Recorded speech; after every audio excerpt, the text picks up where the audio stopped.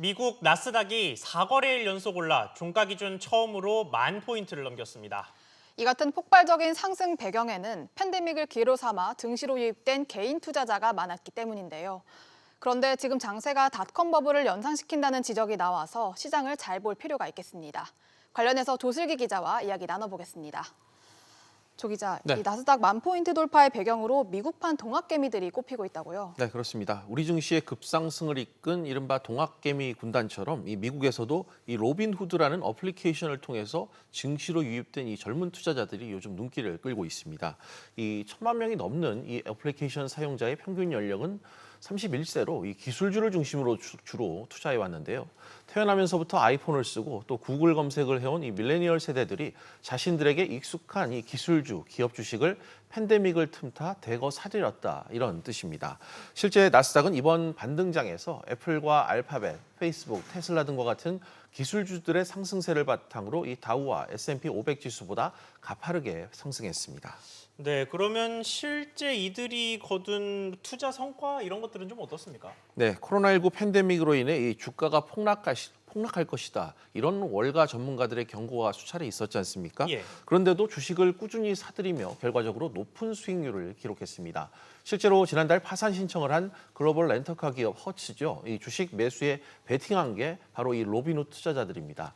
실제 이 회사 주식은 파산 선언 직후보다 2배 이상 현재 오른 상태인데 로빈후드 앱을 통한 허츠 주식 보유자가 이 파산 선언 후부터 급증해 14만 명을 넘어선 것으로 확인됐습니다. 예.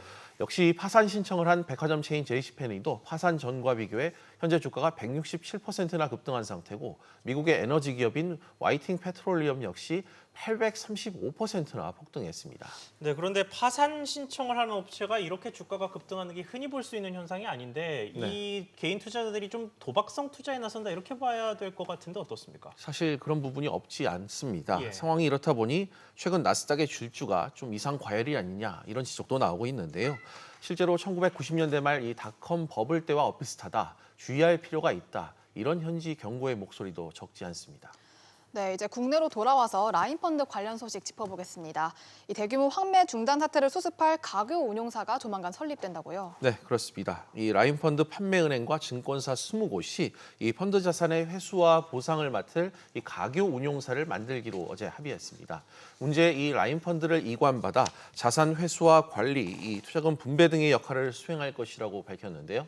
자본금은 총 50억 원 규모로 각 판매사마다 5천만 원씩 출자하고 회사별 이 판매 비중에 따라 추가로 출자해 이 8월 말까지 관련 작업을 마무리할 계획입니다.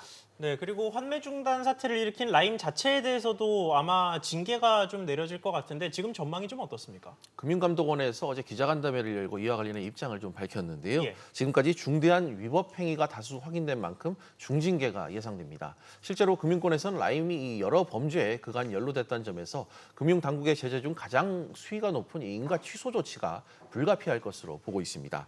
아울러 다음 주부터 이 불안전 판매 의혹을 받는 펀드 판매사들에 대한 현장 검사 또한 예정돼 있어 판매사에 대한 제재도 뒤따를 것으로 전망됩니다. 네, 알겠습니다. 조 기자 잘 들었습니다.